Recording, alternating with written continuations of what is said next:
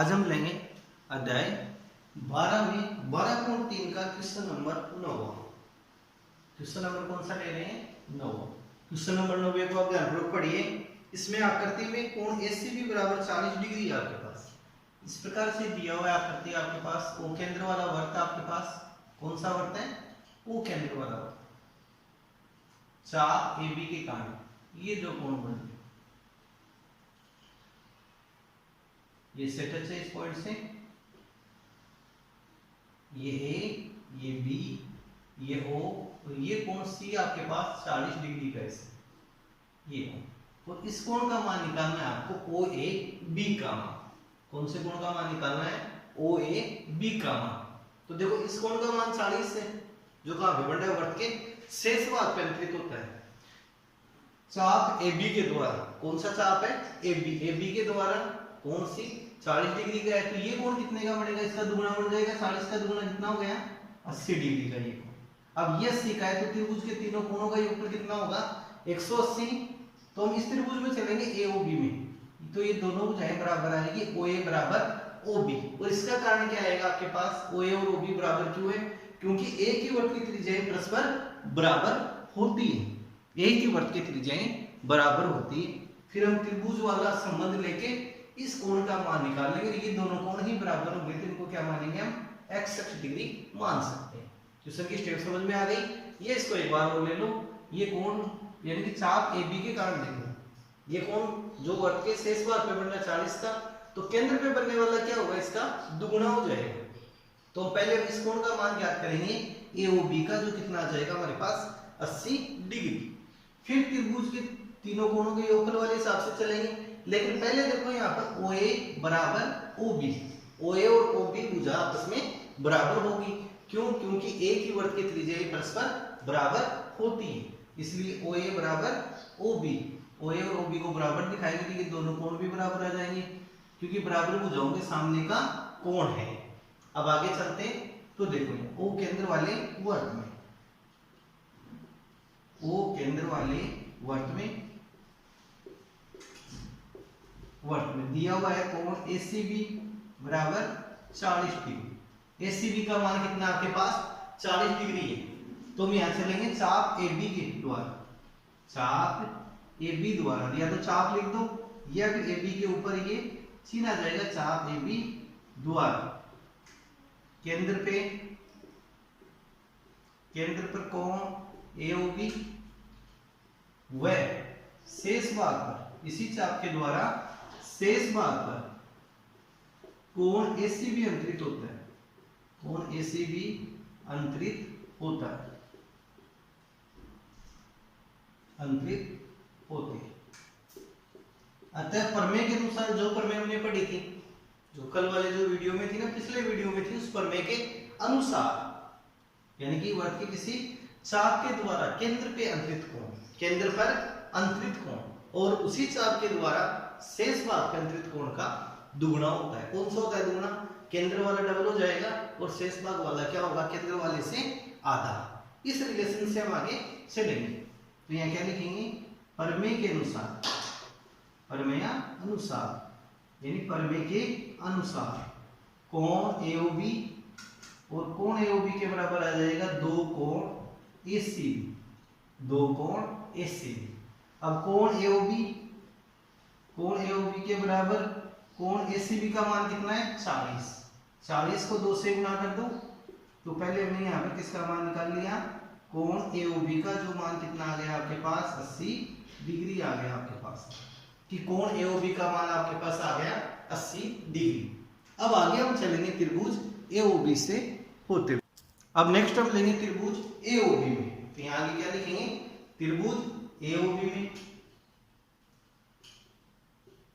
त्रिभुज AOB में। तो देखो इस त्रिभुज की दो भुजाएं आपके पास बराबर है, OA बराबर OB। ये दिया हुआ नहीं था, ये हमारे को प्राप्त करना है, सोचना है इसके बारे में। OA बराबर OB।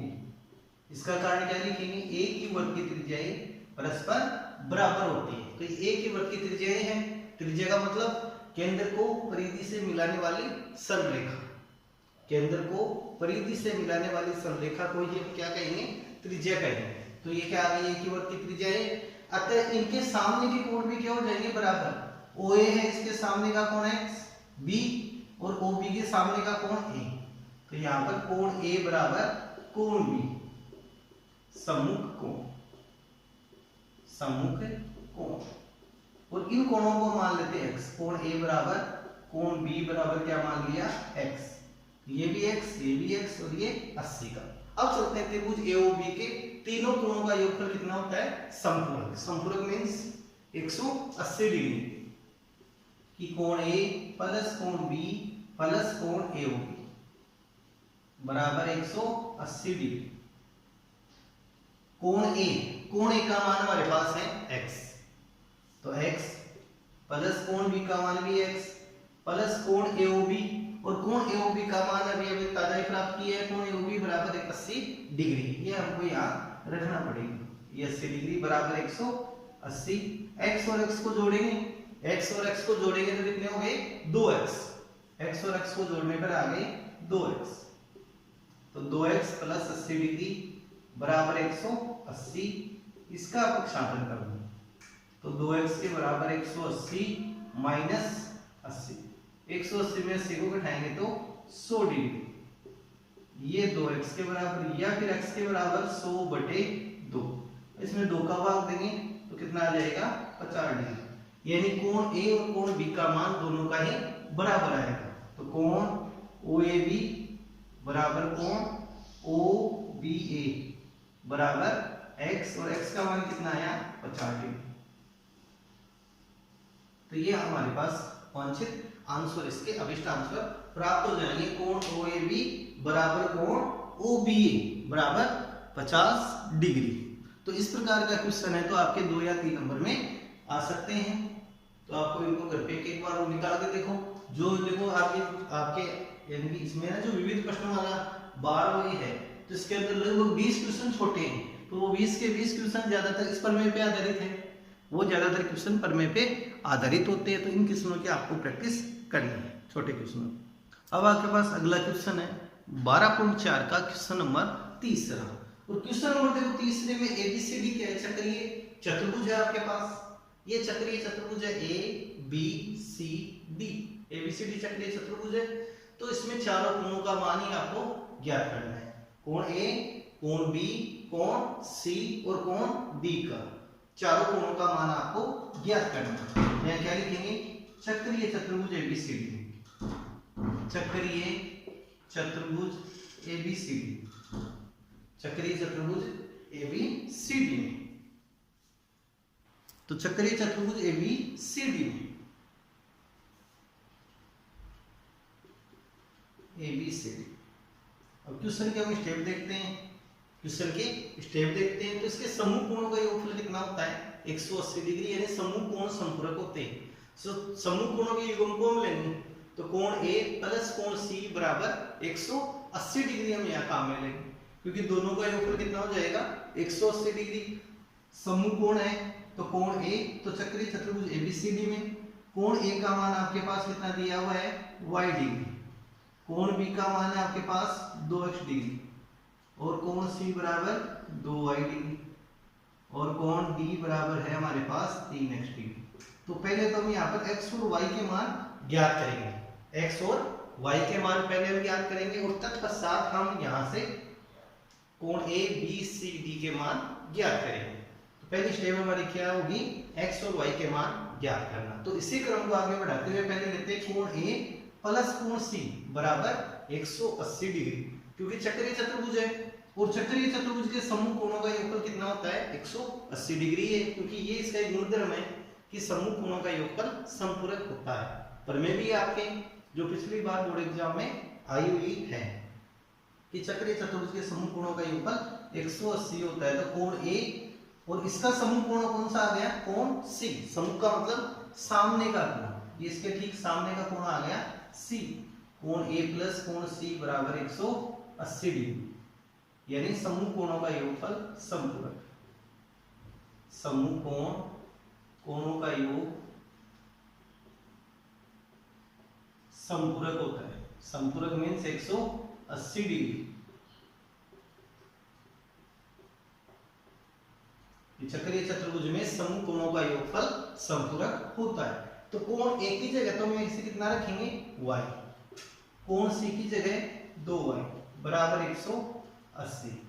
अब y और 2y को जोड़े तो कितने हो गए 3y बराबर 180, या फिर y के बराबर पहले y का मान ज्ञात करेंगे, अज्ञात पद है तो 180 बटे 3, इसका पक्षांतर करते ही तो y का मान कितना आ गया आपके पास 60 डिग्री।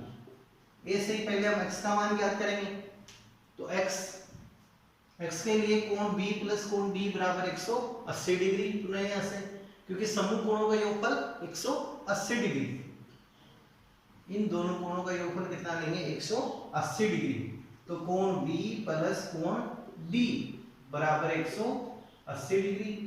वही बात यहाँ रिपीट कर सकते हैं, समूह कोणों का योगफल, यह समूह कोणों का योग समपूरक, कोणों का योग समपूरक।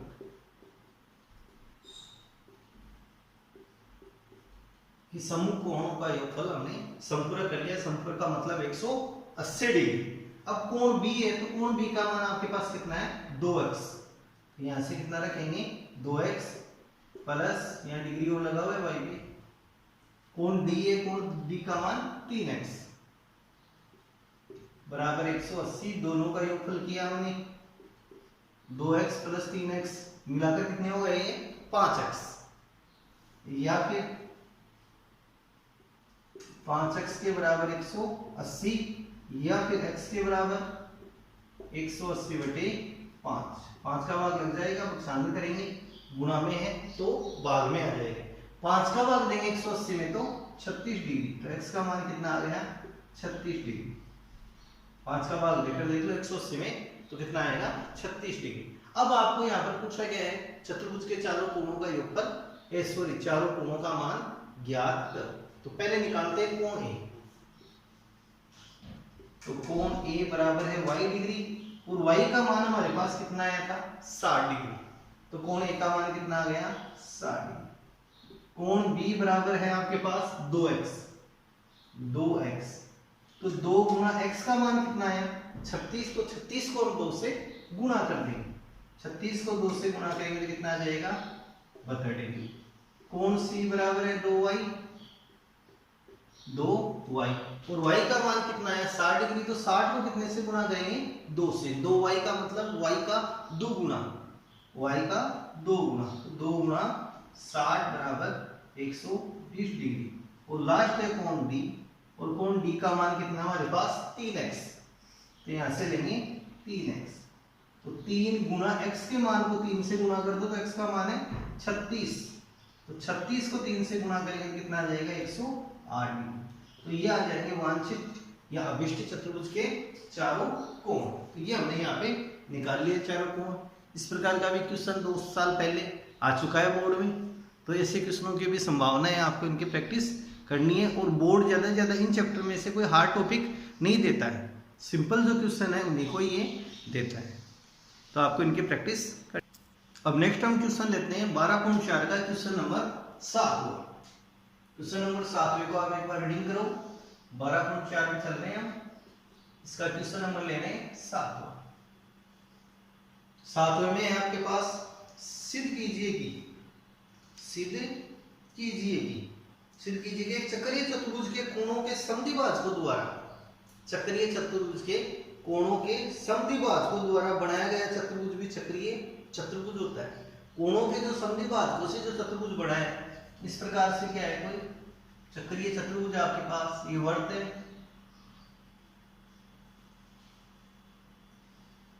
और वर्त की परिधि पर इसके चारों शीर्ष स्थित है, तो ये चक्रीय चतुर्भुज है ABCD।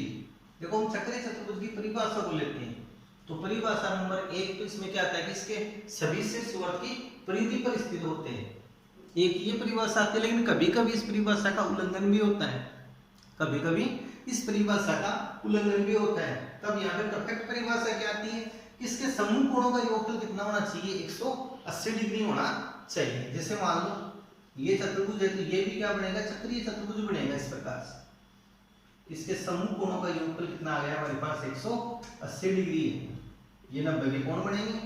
और इन कोणों का योगफल भी कितना हो जाएगा 180 डिग्री। तो ये चतुर्भुज है जैसे ओ पी क्यू आर, तो ये भी हमारे पास चक्रीय चतुर्भुज है, जबकि तो इसके चारों से वर्त की परिधि पर नहीं, कोई दो है कम से कम, कोई दो से यहाँ वर्त की परिधि पर है, इसलिए। और ये तो हमारे क्वेश्चन में दिया हुआ है कि ये चक्रीय चतुर्भुज है। तो चक्रीय चतुर्भुज की परिभाषा क्या होगी, इसके समूह कोणों का योगफल परस्पर 180 डिग्री होता है, समूह कोणों का योगफल। तो इस परिभाषा के तहत हम चलेंगे। अब इसके कोणों के समद्विभाजकों से, तो ये कोणों के समद्विभाजक कोण ए और कोण बी का समद्विभाजक है, जैसे ई, कौन सा आ गया ई, ये इसको के मान लेते हैं, ये सी और डी का समद्विभाजक है आपके पास एम, और ये पॉइंट एम और ये पॉइंट है एन। तो के एम एल एन को क्या सिद्ध करना है, चक्रीय चतुर्भुज सिद्ध करना है। चक्रीय चतुर्भुज का मतलब समूह कोणों का योगफल हमारे को कितना लेके आना है, यहाँ 180 डिग्री, कोण के प्लस कोण एल, कोण के प्लस कोण एल बराबर 180 डिग्री हमको लेके आना है यहाँ। अब देखते हैं इसमें, सबसे पहले चक्रीय चतुर्भुज एबीसीडी में, चक्रीय चतुर्भुज एबीसीडी में कोणों के समद्विभाजक कोण ए व कोण बी के, कोण बी के समद्विभाजक,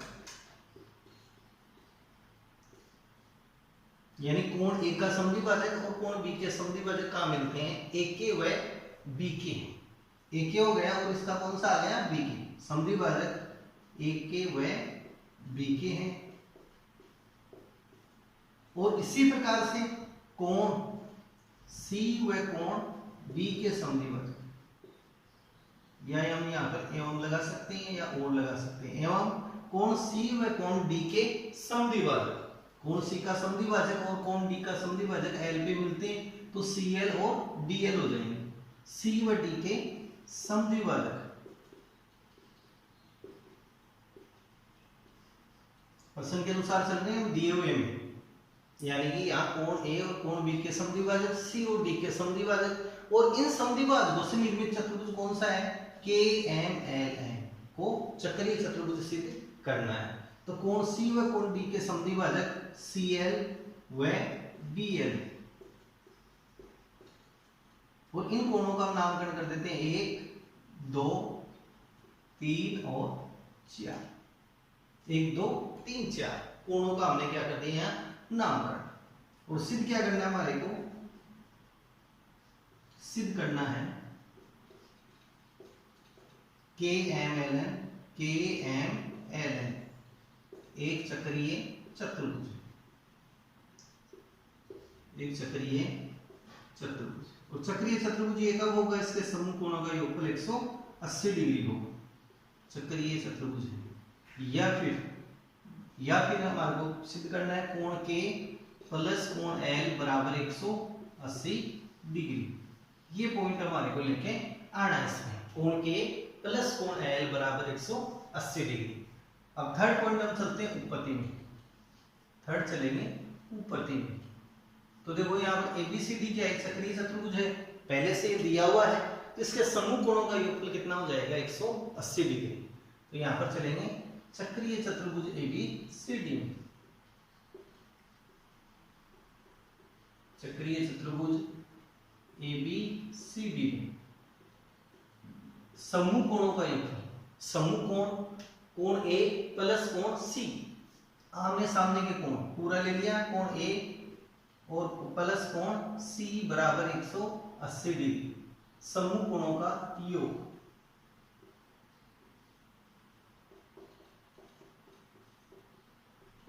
समूह कोणों का योग क्या होता है, इसमें संपूरक हो जाएगा, चक्रीय चतुर्भुज है तो समूह कोणों का योग संपूरक होता है। अब क्या करें, इसका आधा आधा कर दो, यानी इस पूरे को हम आधे से गुणा कर देंगे, आधे का मतलब 1/2 से, इस समीकरण को क्या करेंगे आधे से गुणा करेंगे, 1/2 से गुणा करने पर आधे से गुणा करेंगे यहाँ इसको, 1/2 से, तो 1/2 कोण ए प्लस 1/2 कोण सी बराबर 1/2 को 80 से गुणा करेंगे कितना आ जाएगा 90 डिग्री। अब आधा है कोण ए का, तो देखो ये तो समद्विभाजक है ए के क्या हो गया समद्विभाजक, तो ये दोनों कोण आपस में बराबर आ जाएंगे। तो यहां से यानी आधा कोण ए का आधा, कोण ए का आधे को हम क्या लिख सकते हैं कोण 1 लिख सकते हैं। तो इसकी जगह हम क्या लिखेंगे 1 कोण 1 और आधा कोण सी का आधा तो कोण 3 इसको लिखा जाएगा बराबर आ गया 90 डिग्री। ये बन गया हमारे पास समीकरण नंबर 1, इसको हमने बना लिया समीकरण नंबर 1। इसी प्रकार यहां क्या लिखेंगे, इसी प्रकार अगले में देखो इसमें आधा कोण बी और आधा कोण डी यानी आधा कोण बी प्लस आधा है कोण डी का, इनका योगफल भी कितना हो जाएगा 90 डिग्री। यदि कंप्लीट लें b प्लस डी बराबर 180 तो इसको मैंने यहाँ पर सीधा ही आधे से गुणा करके इसी प्रकार शब्द लगा के यहाँ ले लिया। तो आधा कोण b का आधा, कोण b का आधा कौन सा आ गया कोण 2, कोण b का आधा आ गया कोण 2 और कोण d का आधा हो गया कोण 4 बराबर 90 डिग्री। ये बन गया समीकरण नंबर 2 हमारा। अब हम चलते हैं आगे इस त्रिभुज में ए के बी में, तो त्रिभुज के तीनों कोणों का योगफल कितना होता है 180 डिग्री। तो अब अगले में कौन से में चलेंगे त्रिभुज ए के बी में, त्रिभुज ए के बी में तीनों कोणों को जोड़ो, ए के बी के तीनों कोण ए के बी, ये त्रिभुज है हमारे पास। तो कोण 1 प्लस कोण 2 प्लस कोण के, कोण 1 कोण 2 प्लस कोण के बराबर 180 डिग्री। त्रिभुज के तीनों कोणों का योगफल 180 डिग्री होता है, तो हमने इस गुणधर्म का यहाँ उपयोग में या प्रयोग किया है। इसी प्रकार से अन्य त्रिभुज लेंगे सी एल डी में, और इसमें भी तीनों कोणों का योगफल कितना होता है 180 डिग्री। तो कोण 3 प्लस कोण 4 प्लस कोण एल, कोण 3 प्लस कोण 4 प्लस कोण एल बराबर 180 डिग्री। इसको मानेंगे समीकरण नंबर 3 और इसको लेंगे समीकरण नंबर 4। अब समीकरण 3 और 4 को परस्पर जोड़ेंगे, समीकरण 3 और 4 को जोड़ने पर आगे ये लिखेंगे। अब आगे समीकरण 3 प्लस समीकरण 4 से, समीकरण 3 व 4 के योगफल से, समीकरण 3 व 4 को जोड़ने पर,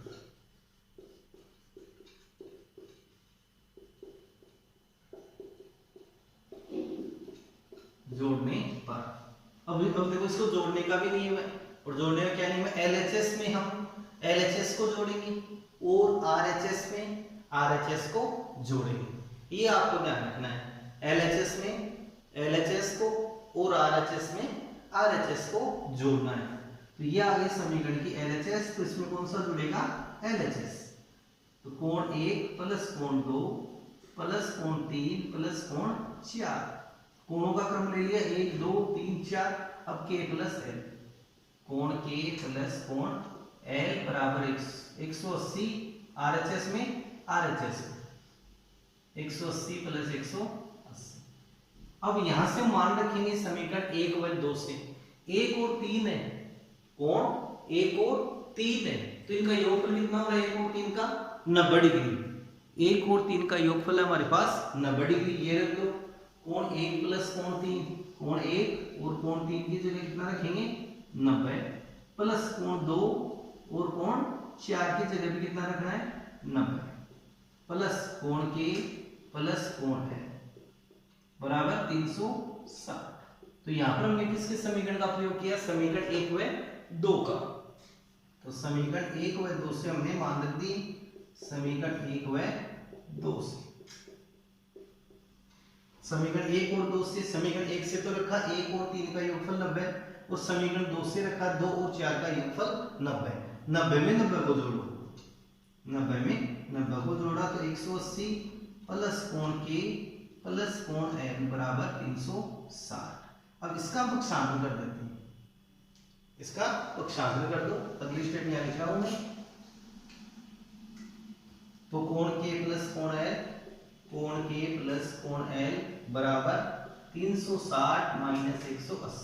360 में 180 को निकाल दो तो कोण के प्लस कोण एल बराबर 180। तो देखो इसके समूह कोणों का योगफल कितना आ गया, 180 डिग्री है। अतः के एम एल एन एक चक्रीय चतुर्भुज है। तो यहाँ लिखेंगे अतः के एम एल एन एक चक्रीय चतुर्भुज।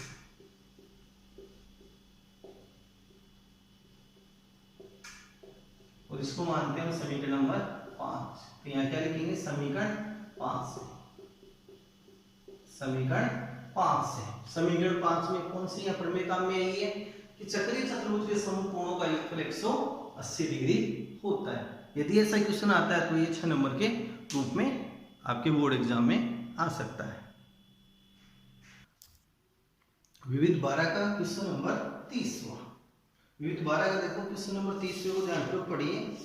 क्वेश्चन नंबर 30वां आपके हैं, और क्वेश्चन नंबर 30वें में ए बी और ए सी त्रिज्या आर वाले एक वर्त की 2 जीवाएं हैं। एक वर्त की कितनी जीवाएं हैं, ये 2 जीवाएं हैं, जिनकी त्रिज्याएं कौन कौन सी है, आर त्रिज्या है और ए बी और ए सी जीवाएं हैं। ए बी और ए सी आर त्रिज्या। तो इसका डायग्राम देखो, पहले क्वेश्चन को पढ़ते थे और डायग्राम इसका बनाते थे। अब यहां पर देखो दोनों जो जीवाएं उनमें संबंध है, ए बी के बराबर 2 ए सी। ए बी जीवा के बराबर कितना है, 2 ए सी। तो यहाँ छोटी जीवा कौन सी है, हमारे पास ए सी है, और ए बी जीवा को दिखाना है हमारे को बड़ा, ये ध्यान रखना है इससे। ए बी जीवा बड़ी, ये ए बी और ए, और ये कौन सी आ गई, ए सी जीवा। तो कॉमन पॉइंट हो गया आपके पास, ये आ गई ए सी जीवा। और केंद्र से दूरियां, ये जैसे इसका केंद्र है ओ, केंद्र ओ है, और केंद्र से दूरियां ए बी की तो है पी और ए सी की है क्यू आपके पास, और ये आ गई इसकी त्रिज्या आर। और ये 90 का कोण बनेगा, केंद्र से जीवा को समद्विभाजित करता है। लंब डालते हैं तो क्या करता है वो, समद्विभाजित। तो इसको एम और इसको एन नाम दे देते हैं, ये पॉइंट एन है यहाँ, ठीक है। इस प्रकार से हम इसका डायग्राम सेट करेंगे। आगे पढ़ो क्वेश्चन को। ए बी और ए सी आर त्रिज्या वाले एक वर्त की 2 जीवाएं इस प्रकार है, ए बी के बराबर 2 ए सी। इनमें संबंध दिया है जीवाओं में, यानी कि ए बी दुगुनी है ए सी की। यदि पी और क्यू क्रम से ए बी और ए सी की दूरी है, ए बी की दूरी कौन सी है, केंद्र से पी, और यहां से ए सी की दूरी है क्यू आपके पास। तो सिद्ध कीजिए कि 4q², सिद्ध करने वाला पॉइंट है 4q² बराबर p² प्लस 3r²। ये पॉइंट क्वेश्चन में सिद्ध करना है। 4q² बराबर p² प्लस 3r²। तो यहां पर हम लेंगे ओ केंद्र वाले वर्त में, ओ केंद्र वाले वर्त में। अब यहां पर देखो दोनों जीवाओं में आपके पास संबंध है, तो हम ए बी के बराबर 4x मान के चलते हैं। या 4x लेंगे तो 2x और 2x ये आ जाएगा आधा आधा, और ये ए सी का मान भी कितना हो जाएगा 2x, और ए एन और सी एन का मान x हो जाएगा। यदि हम यहाँ पे 2x ले पूरी को ए बी को, तो ये x और x, ये कितना आएगा x/2 और x/2। तो x/2 वाले क्वेश्चन जो रहते हैं भिन्न वाले, तो बच्चे इसमें कंफ्यूज ज्यादा होते हैं। बच्चे क्या रहते हैं इसमें, कंफ्यूज ज्यादा रहते हैं। तो इसलिए इससे बचने के लिए हम यहाँ पर ए बी का मान कितना लेते हैं, 4x ले सकते हो आप, 8x ले लो, इनके तो उनको कन्वर्ट करते हुए ले लो, कोई फर्क नहीं पड़ेगा क्वेश्चन में। तो माना कि ए बी बराबर 4x, माना कि ए बी बराबर 4x सेंटीमीटर।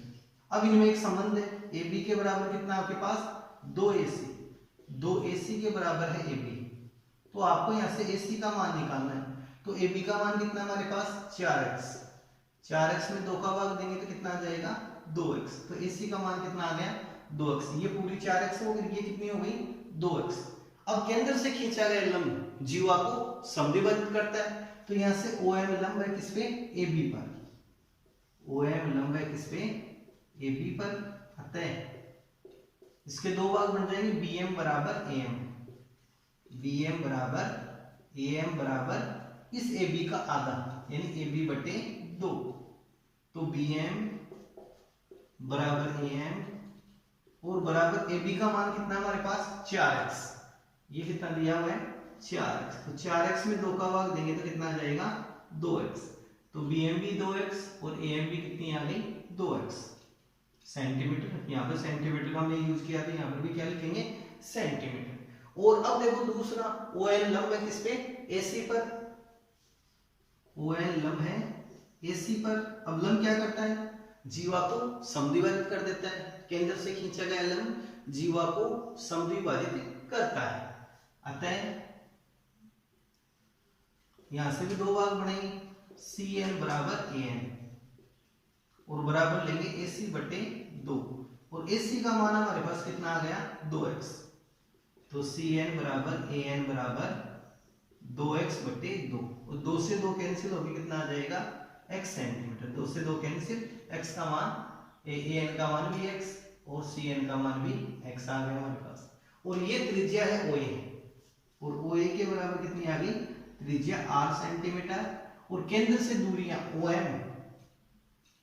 OM बराबर P व ON के बराबर Q, ये बातें हमने यहां से लिख ली। यानी OM के बराबर आ गया P, केंद्र से दूरी दी हुई दिया हुआ है क्वेश्चन में, ON के बराबर है Q।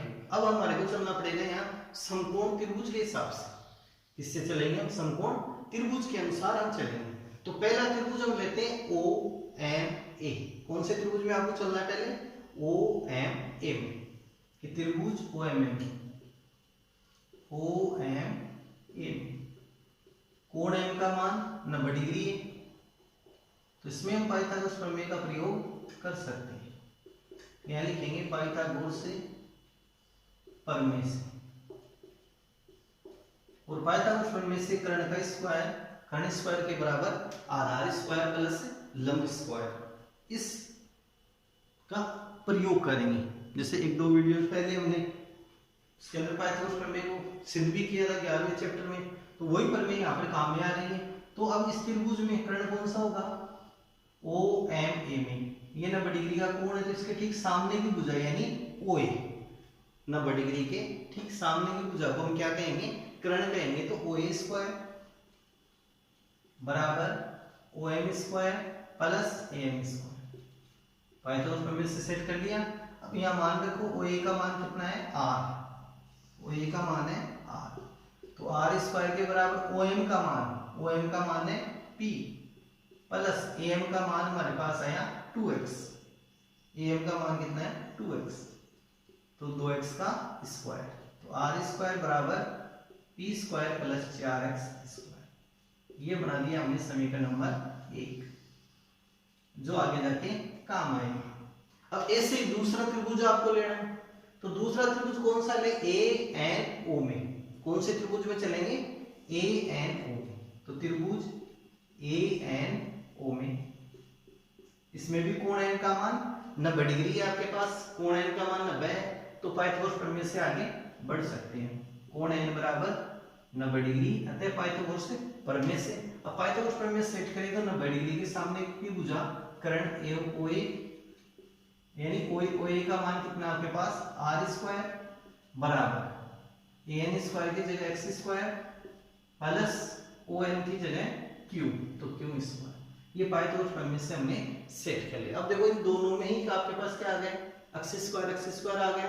सिद्ध करने वाले में हमारे पास क्या नहीं है x स्क्वायर नहीं है, तो हम क्या करेंगे यहां से इसका मान चेंज करेंगे, Q स्क्वायर का नुकसान कर दिया, तो x स्क्वायर के बराबर R square minus Q square, ये समीकरण नंबर 2। यानी अब समीकरण 2 से इस x स्क्वायर का मान समीकरण 1 में आप रख दीजिए, यानी समीकरण 2 से x स्क्वायर का मान समीकरण 1 में रखने पर प्रतिस्थापित कर देंगे हम, यानी समीकरण 1 में x स्क्वायर के बराबर R square minus Q square रखने पर, यानी x स्क्वायर के मान को हम यहाँ से प्रतिस्थापित कर देंगे, यानी कि यहाँ से हटा देंगे, और किस मान के द्वारा हटाएंगे R square minus Q square के द्वारा हटा देंगे। तो समीकरण फर्स्ट को उठाओ, समीकरण फर्स्ट है R स्क्वायर बराबर P स्क्वायर प्लस 4 अब ब्रेकेट, अब लेना एक्स स्क्वायर का मान, ये मान याद रखो R square minus Q square, कोई फर्क नहीं पड़ा इसमें, पी स्क्वायर अपनी जगह है, 4 भी आ गया, एक्स स्क्वायर के मान को यहाँ से हमने प्रतिस्थापित कर दिया R square minus Q square के द्वारा। नेक्स्ट स्टेप यहाँ से कर रहा हूँ ऊपर से, आर स्क्वायर के बराबर पी स्क्वायर, अब जो 4 है तो इन दोनों से ये गुणा हो जाएगा 4, तो 4 R square minus 4 Q square. अब सिद्ध करने वाले पॉइंट पे ध्यान दो आप, सिद्ध क्या करना है, 4 क्यू स्क्वायर प्लस का है, यहाँ किसका आ रहा है माइनस का। अब ये प्लस में कब बदलेगा, जब इसका हम पक्षांतर करेंगे, और यहाँ पर आर स्क्वायर 3 है, इसमें कितने आ रहे 4, तो यहाँ से आर स्क्वायर को लाएंगे इधर और 4 क्यू स्क्वायर का पक्षांतर करेंगे इधर, यानी दाएं पक्ष बाएं पक्ष में, तो यहाँ से क्या आ जाएगा माइनस का है, तो ये प्लस में P square plus 4 square plus का, और ये पद प्लस का है, पक्षांतर करने पर किसमें आएगा ये माइनस में, माइनस आर स्क्वायर, तो 4 क्यू स्क्वायर के बराबर पी स्क्वायर प्लस 4 स्क्वायर में 1 स्क्वायर को घटाओ तो 3 स्क्वायर। यही पॉइंट हमारे को सिद्ध करना था, तो यहाँ क्या लिखेंगे एच पी। और देखो इसके जो क्वेश्चन 20 हैं वो छोटे छोटे क्वेश्चन है, उनकी भी आपको प्रैक्टिस करके देखनी है, जो विविध बार भी है इनमें। और कल से हम जो नेक्स्ट वीडियो आपके आएगा वो आएगा 13 वाले चैप्टर का, 13वें चैप्टर का, जो आपको 13वें चैप्टर है। देखो टोटल ये है ना 10वां 11वां 12वां 13वां और 14वां, ये तो टोटल चैप्टर ये मिला के आपके 20 नंबर के। तो 20 नंबर में इसमें से 2 क्वेश्चन या एक क्वेश्चन तो आएगा 6 नंबर का। 6 नंबर में आपको प्रमेय भी दे सकता है या प्रमेय पे आधारित कोई क्वेश्चन आपके आ सकता है। छोटे क्वेश्चन भी आते हैं, जैसे 3-3 नंबर वाले में 2 क्वेश्चन वहां से सेट होंगे। और भी छोटे क्वेश्चन है, जैसे पार्ट ए के पार्ट ए में भी इसमें से क्वेश्चन आते हैं। तो ज़्यादातर आपको इन चैप्टर को तैयार करना है, ठीक है।